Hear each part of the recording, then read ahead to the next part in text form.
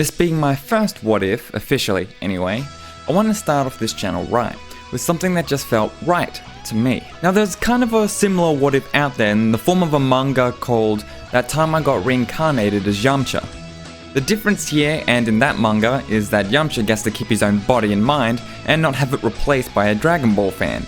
It's kind of a meta story and I'd encourage you read it. Now let's get into this. But first, the question would be, where would we start? And I'll say it'll start just before Goku and Yamcha meet. I'm going to make one difference that'll change some things. We start at the point where Goku and Bulma had just recruited Oolong into their schemes for the Dragon Balls. And like in the canon, they continue their Dragon Ball hunts but on foot. After a while, Bulma gets tired and naps under a rock, leaving Oolong and Goku to wait for her to wake up. This is where the change happens. Goku, hungry, feels his stomach rumble, and out of the corner of his eye manages to see a wild animal. And Goku had been living on his own and shown many times in his childhood that he could hunt. So he does just that. After which, Yamcha spots the squad and approaches with the exact same mindset as the original. Like the canon, Oolong and Puar bicker about the shape-shifting school days, and Oolong gets Goku to fight Yamcha for him. Goku, being Goku, accepts the offer. Now that in this what if Goku managed to get some food in the form of hunting, he won't be as out of energy as he was in the original, which Yamcha will notice immediately. After a few traded blows between the two, it's very easy to see that Goku is gaining the upper hand. Yamcha decides to use his Wolfang Fist against Goku.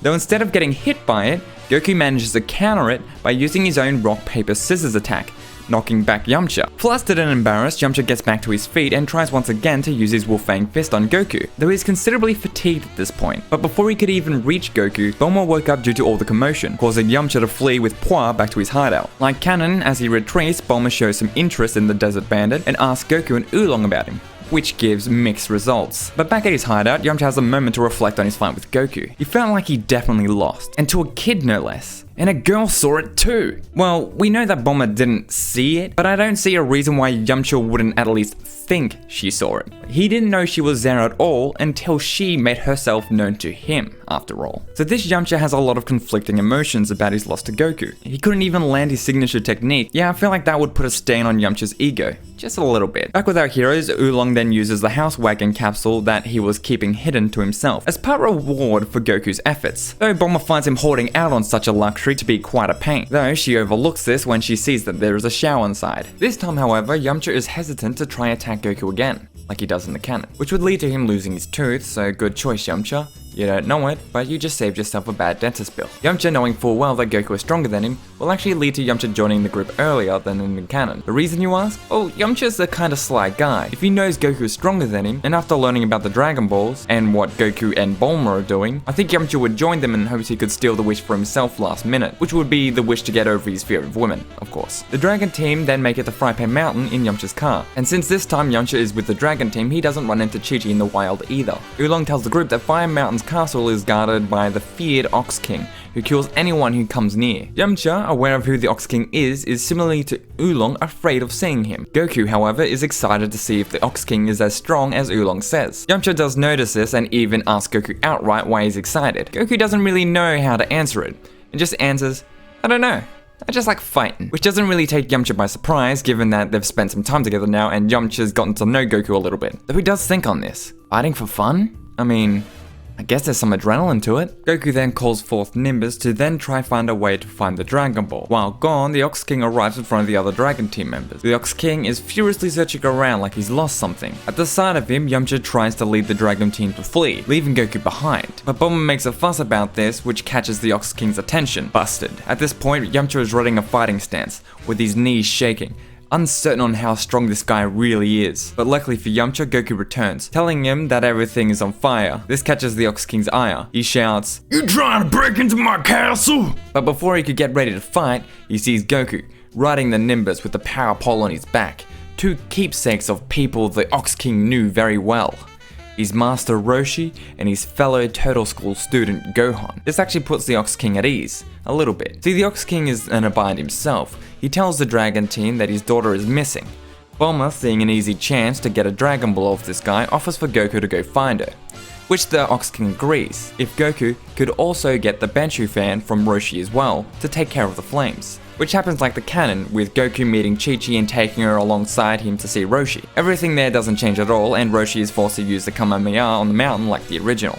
Everyone is shocked by this, and Yamcha is even a little bit motivated, seeing another person besides Goku perform such incredible feats of strength, kind of showing him that efforts can pay off. I mean, he's looking at this grand martial artist who's pretty famous in the original Dragon Ball era, and presumably he could only get that strong through training. That's what's on Yamcha's mind anyway. Goku asks Roshi to teach him that technique, but Roshi says it took him 50 years to learn it, and doesn't expect Goku to do it, or rather he doesn't expect that he can, only to have Goku mimic it, which works, though it's still the same mini one as the original. Yamcha sees this and even tries to mimic it himself, which he's surprised that he even saw Ki charging in his hands, though Yamcha wasn't quite able to do the Kamehameha. Roshi is shocked at Goku for actually doing it, and a little less shocked at Yamcha's attempt, but it's still far better than what he would expect from an average person. This will even lead to Roshi offering to train both of them once they've completed their Dragon Ball journey. Yamcha and Goku would have liked to train with Roshi right now, but they've still got things to do. The Dragon team then continue their journey on their way to get the last Dragon Ball, and since Yamcha was with them and more friendly with them, Goku doesn't test the Kamehameha on Yamcha's car, but that doesn't get broken either. But apart from that, nothing else really changes, until they meet Monster Carrot. Since Yamcha actually in canon knows of his power, he's able to warn Bulma before she shakes his hand. And between Goku and Yamcha, they are also able to handle the Carrot gang rather easily, and Monster Carrot being put on the moon like normal. Then we meet the Pilaf gang, and everything here still goes the exact same, even down to Goku's transformation and Oolong's ruining of Pilaf's wish, and also Goku's loss of his tail, as this grade 8 power Goku showed was very dangerous, and every one of his friends are scared of that power. Like the canon, Goku's hardly phased when he learns he's lost his tail, though it still takes him a moment to get his bearings, since in canon it did throw him off his balance a little bit. And also after this, everyone in canon would go their separate ways, with Bulma giving Goku the radar, which I still would think would happen with Goku still wanting the 4-star ball and all. Yamcha and Bulma still get together here, however he has to postpone his date with her, as he and Goku are going to go train with Roshi, which Bulma decides to end up tagging along since that's where Yamcha is going to be. Which is the same for Pua, by the way, obviously. However, Oolong still decides to go his separate ways. He got his wish, he was satisfied for now, but he does offer to join Goku on the next journey. Who knows? He may have to save the world again. The Dragon team share a laugh and then depart. Goku uses his Nimbus and Yamcha just grabs onto Goku, much like what Krillin does, and then they both fly off towards Roshi. Yamcha is terrified most of the way there, but they make it fine without issue, and like the canon, they are required to find a nice lady for Roshi before they get trained. Krillin also appears here as well. Roshi is already getting his hands full of students, it seems, and the soon-to-be Turtle Hermit students are quick to find Launch to bring back. And with that issue settled, the three warriors begin their training under Roshi, and since they're 3 students instead of 2, the initial rivalry that Krillin had with Goku is a little bit lessened, as it's kind of shared with Yamcha now too, meaning that Krillin is less kind of self-centered during the beginning of their training. Master Roshi starts training the 3 fighters. They wake up every day at 4 AM for milk deliveries, climbing many stairs and traveling long distances while carrying the milk jugs. They also have to swim in a shark-infested lake and plow a farmer's field with only their bare hands. And like in the canon, they get those weighted shells added as the training goes along, from going with no weights to a 20 kilo weight to a 40 kilo weight by the end of it. Roshi tells these students that in 8 months that they will join the World Martial Arts Tournament. This tournament being meant for Roshi to show his students that there is always someone stronger there. But will he be successful? I think in this what if the Turtle students got a little bit more gains from their training with Roshi, since there was another student in Yamcha to spar with for Krillin and Goku. And Yamcha's been pretty motivated by what he's seen in Goku and Roshi. He's also motivated by his horrible defeat from Goku earlier as well. Yamcha uses this training to try his best to not only just bridge the gap between himself and Goku, but to try to surpass him as well. Does he though? Let's get into it. Now, since there isn't a lot of information to go off in terms of power levels, I feel like I've put them all in a fair place. And I also kind of just like the numbers aspect of it, just me personally. So I'll run with it, at least until power levels become redundant at least. So the students of the Turtle students in first place is, I'm sure you're not surprised, is Goku at a power level of 90, Yamcha at a power level of 72, and Krillin at a power level of 76. And then Master Roshi currently at a level of 95. Before anyone says anything like, that seems too weak, well, I have to also go off the fact that there is some canon information that Mercenary Tao is at a level of 110. And since at this point nothing has changed enough to stop Goku from meeting him in the future, so him getting his Zenkai after this fight will still have him weaker than Tao in the future, which will still make sense in canon at this point anyway. It's basically a ballpark figure for this point in the story. Yamcha is also a little ahead than Krillin is in this what if due to his height and motivation like I mentioned it before. As for Roshi, well, he's at a level of 139 at the start of the Saiyan saga, and as a martial artist I believe he'd always be training, even if lightly, making it still completely able for him to reach that level by that point. As we see, Roshi isn't really highly motivated to train until the Tournament of Power saga in Super, where Goku could tell he had been training. So, the tournament begins. Krillin faces off with Bacterian, and since Krillin doesn't have a nose, none of Bacterian's attacks work like in the canon, so he wins. Go Krillin. And next up, we have Yamcha versus Jackie Chan. Now in the original, Yamcha was pretty anxious for victory,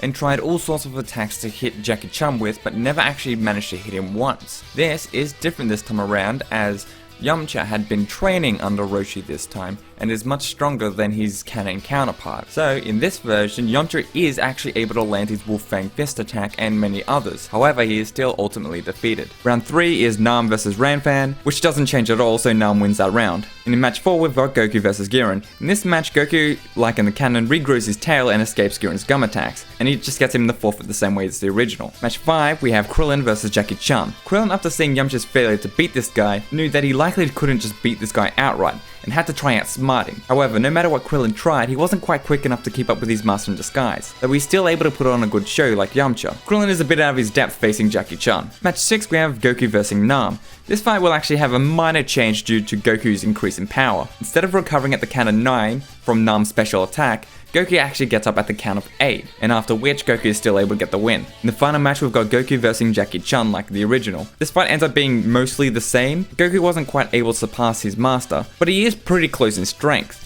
which does shock Roshi. However, in this what if, Goku doesn't lie when using his Junkin Fist, which means Roshi never uses the electric attack on Goku out of anger, and as a result, Goku doesn't go great ape, meaning they continue the fight without that whole part, with Roshi using his height difference to still get the win, meaning that after this tournament that Goku also still has his tail. After the fight, the heroes get together again, and Yamcha questions what they should do next. After his loss here, it's added to his list of motivations to push him further. Krillin and Goku see this also and contemplate with him for a moment. And in that moment's contemplation, I'm gonna end this video here. So what do you guys think I should do next? Leave a comment and let me know. Until then, I've been the Dragon Ball What If Bro. Stupid name I know, it's just the first thing I thought of. Anyway, I'll see you guys later.